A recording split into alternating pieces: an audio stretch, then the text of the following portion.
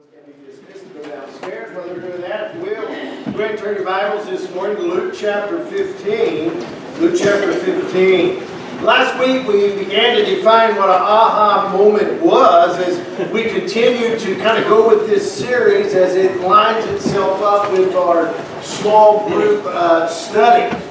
But an aha is when your life collides with the grace of God and there's just this undeniable change that occurs. And when God's grace enters the pictures of our lives, things can't stay the same.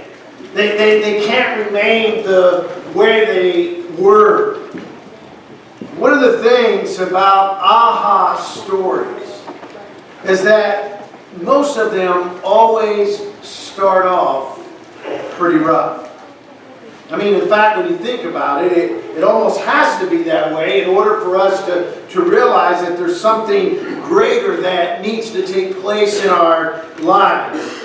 And the other thing that is in common is that all aha stories share one thing, and that is it all has to do with leaving the Father's house. And I'm going to be honest with you. Leaving the Father's house, it's really not a sad thing. And in fact, think about it, it's pretty fun. And that's where we have to kind of be honest. At first, it just seems like it's going to be a great thing to experience. We looked last week at the parable of the prodigal son. In fact, if you'll turn there, Luke 15, we see just here in these first couple verses, it says that he said a certain man had two sons, and the younger of them said to his father, "Father, give me the share of the estate that falls to me." And he divided his wealth between them. And not many days later, the younger son gathered everything together and went on a journey into a distant country. And there he squandered his estate with loose living. So basically, we have a son here that asks for his inheritance, ready to go and try to do life on his own. The father agrees for him to be able to do this. But it says that he went into the distant country. And that's the other thing about aha stories. They always involve the distant country. In other words, he left his father's house. Now, figuratively, the distant country isn't some random place. Figuratively, it's any place except the father's house. All aha stories end up here. It starts off with a simple request to do things on your own. But you end up in the distant country. It starts off with you just simply wanting to do things your way. But it ends up in the distant country. It starts off with you just wanting to blow off a little steam. Just want to try a little something different.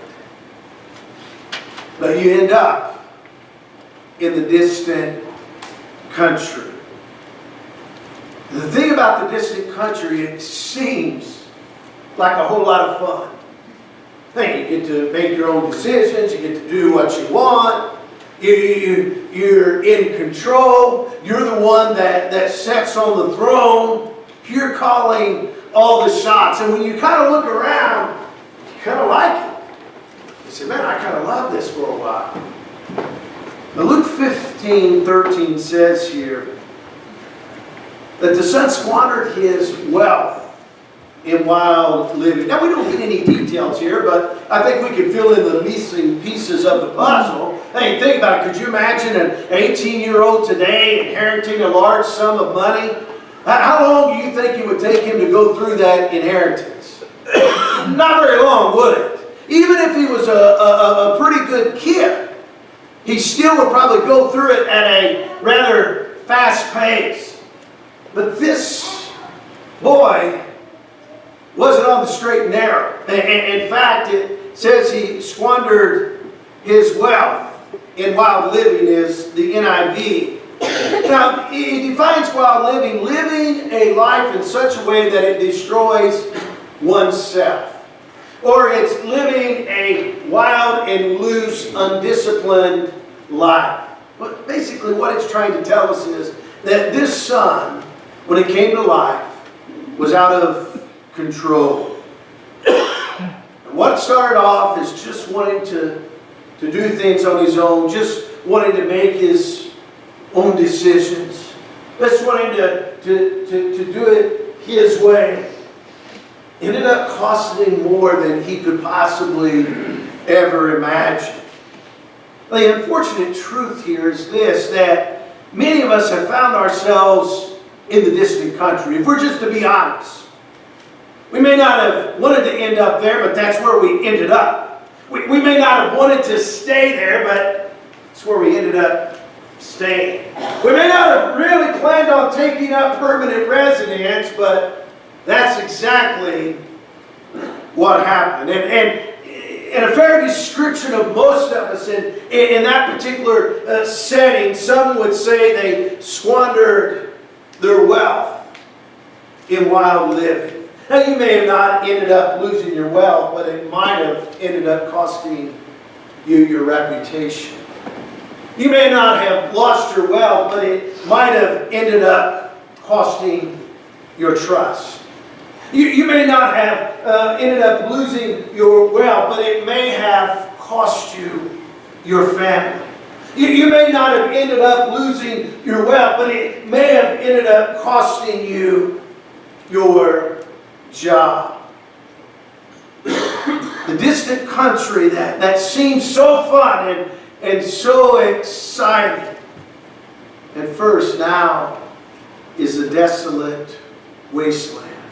If you look here in verses 14 and 16, it says that when he had spent everything, a severe famine occurred in the country, and he began to be in need. And he went and he attached himself to one of the citizens of that country, and he sent him into the fields to feed the swine. And he was longing to fill his stomach with pods that the swine were eating, and no one was giving anything to eat. Once he had spent all his money, something terrible happens. There's a famine. No rain, no food. He has no money. The son is absolutely broke. Let me say this. The distant country seems like a good place to be. But you need to understand, it will always leave you empty. It will always leave you empty. It may start out just as an innocent decision or a change, like it's no big deal. I mean, after all, you're your own person. After all, these are your choices. I'm going to be honest with you. When we start to live life apart from the Father, it begins to hurt. It begins to hurt. And remember, the whole idea when we're talking about leaving the Father's house, we said last week that what that really means is living life apart from God. What happens is we burn some bridges with people that we know, and all of a sudden we become an island to ourselves and no one is around. Or after the fling is over, here comes the loneliness. Or once you climb the corporate ladder to success, you look around and you have no family. And you have no life outside the office. Once you've stored up all your money that you think you could ever want, you discover all you want is more. Once everyone knows that all you care about is yourself. Once you're evicted because you've spent everything you have. And before you know it, life begins to hurt you more than you could possibly ever imagine. The distant country, life apart from the Father will always leave you empty. It will always leave you broke. And it doesn't matter what made you leave the Father's house. The alternative eventually is the distant country. And the distant country, I promise you, will take everything you have and leave you with nothing.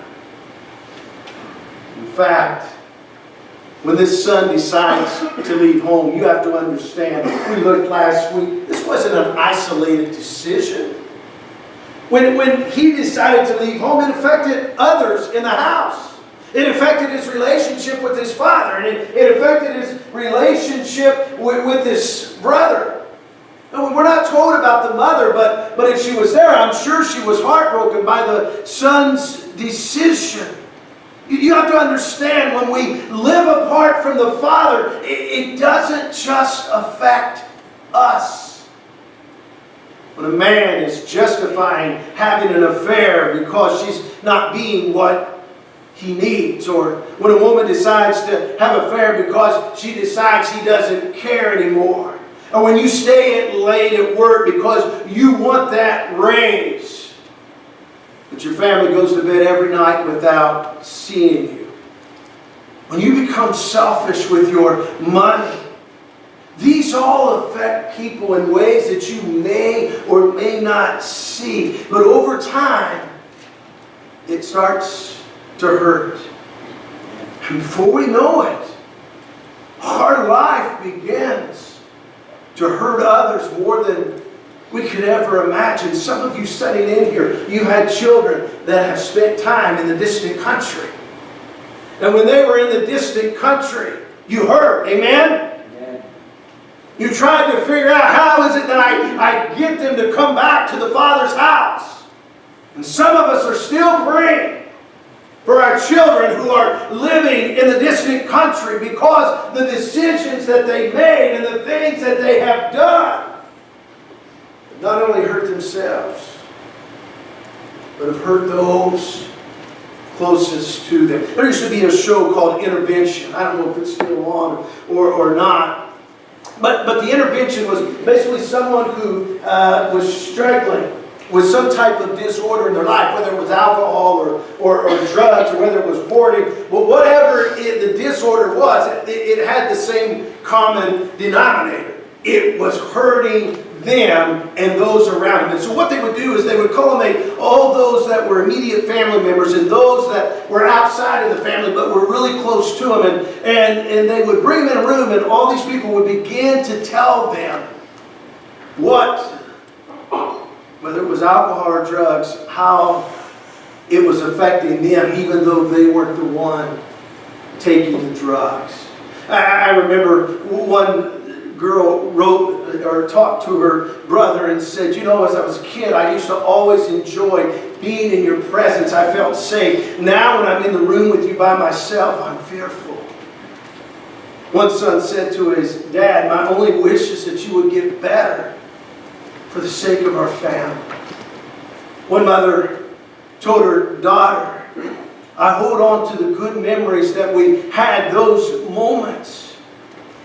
But ever since you've been sick, you have been rude, you have been disrespectful, and I can't live like this anymore. The difficult truth is that life in the distant country doesn't just affect us.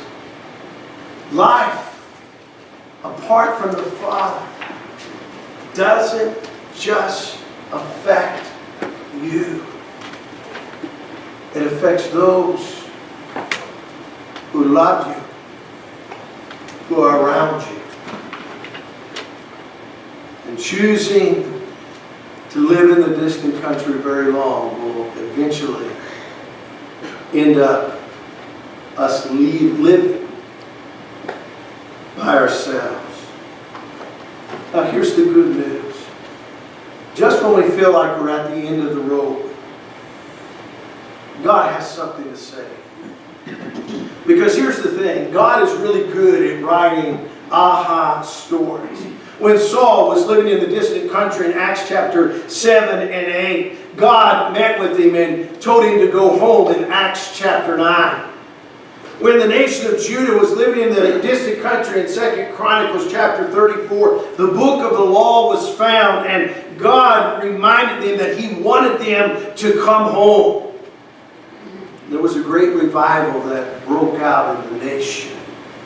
God is really good at taking a rough beginning and turning it into a beautiful story. Because it's in that moment in the distant country, when it seems like our story is over, that God sees a beginning. And He tries to get our attention. When the light appeared to Saul and he was blinded, when the law was read by Josiah, he mourned. And God got their attention by pointing out that their story and saying, this is not how this story is going to end. If you let me take it from here, this is just the beginning. My prayer for all of us this morning is that we'll let God wake us up from our sleep. And we'll let Him wake us up from the distant country. That we'll let God show us how He wants to tell the beginning that He gives us. Every story has a beginning. But no other story ends like God does. I don't know how God is going to get your attention. Maybe He'll do it like He did in 1 Kings 19 when He got Elijah's attention. It didn't come with a ball of fire. It didn't come with thunder and lightning. It says that He spoke to Elijah in a whisper. I like that. In a whisper. Softly. Somebody whispers, or sometimes Tracy's got a soft voice, and I can be on the other side of the room, and she'll say something, and all of a sudden and immediately my reaction is, what? I know something was said, but just in that whisper. What? And I'm more intent on, okay, she's getting ready to repeat it, so I need to listen, so I get it the second time. What? Oh. Maybe He speaks to us like Paul wrote about in Ephesians chapter 5, when Paul writes, wake up, O sleep. Rise from the dead. And Christ will shine on you. God might yell, God might whisper, but His whole agenda is to wake us up from the distant country and get us to start making tracks to come home. God wants to write. He wants to write an aha story for you, where your life collides with the grace of God, and all of a sudden you have this undeniable moment of a change, of a realization of who God truly is. And after that aha moment, it's just almost impossible for you to want to leave your Father's house again. Let God write the beginning for you this morning. But in order for Him to do that, you have to leave the distant country. It's going to take waking up. It's going to take seeing where we are, seeing who we've hurt, seeing who we've allowed to be the king of our lives, and then simply letting God take it from there. Yeah. Guys, it's just that simple. That's the beauty of God's grace. That's the beauty of an aha moment. That's the beauty of allowing our lives to collide with God's grace. It doesn't require this momentous feat on your end. That's not what it requires. It doesn't require this difficult